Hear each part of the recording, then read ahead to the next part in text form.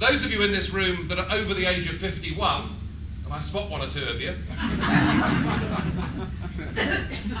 had the opportunity, including the candidate of course, but never mind. Those of you over the age of 51, of course, are used to being lied to, because you voted in a referendum, didn't you, back in 1975? And what was the question? The question was whether we should stay part of what was then called the common market. And well, I remember it. Of course, I was far too young to vote myself. But I do remember it because I remember my parents, Sunday lunchtime, with grandparents, discussing how to vote. And my father was working on a stock exchange, my mother had worked on a stock exchange, and both of them thought that the idea that we extended the domestic marketplace from 55 million people to 250 million people was a good and sensible trading idea. And both my parents voted for it because it was all about trade, wasn't it? Yes.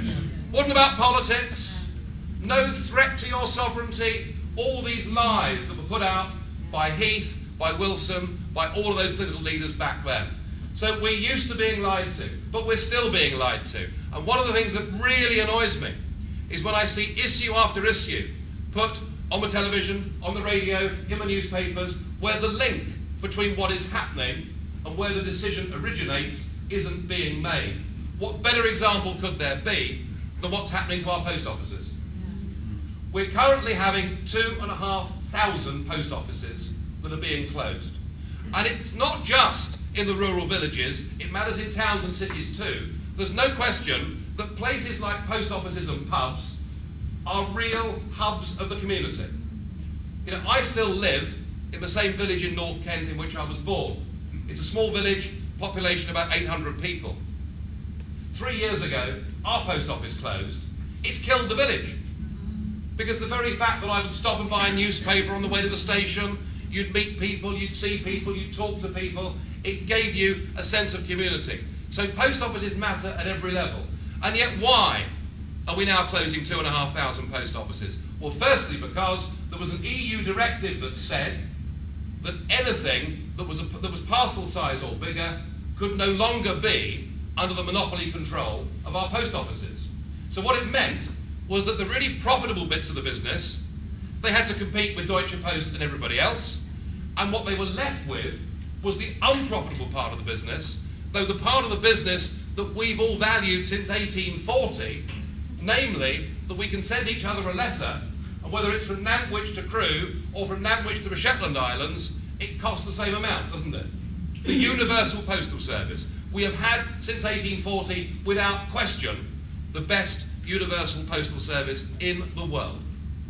Unparalleled, unchallenged. But when you take away from that body their profitability and leave them with the bit that actually probably costs rather more to do, but provides a fantastic public service, what happens? You finish up now with post offices that inevitably are losing money.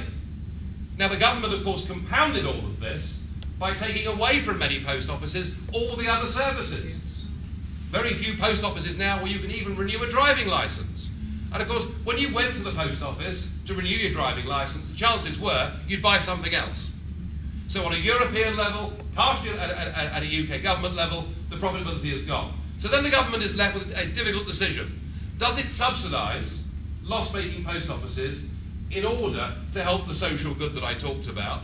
Well, even if it wanted to, it is now prohibited by another European Union directive that says that we can't subsidise loss-making post offices. So we've got 2,500 post offices closing in Britain directly because of 2 EU directives, and yet nobody in the 3 main parties will talk about it.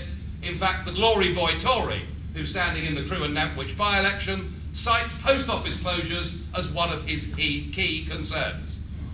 And I view that, and I'm not going to talk personally about the candidates, apart from our candidate. I'm going to be very personal about him. But I'm not going to talk personally about the candidates, but it is this sheer rank hypocrisy that makes me angry.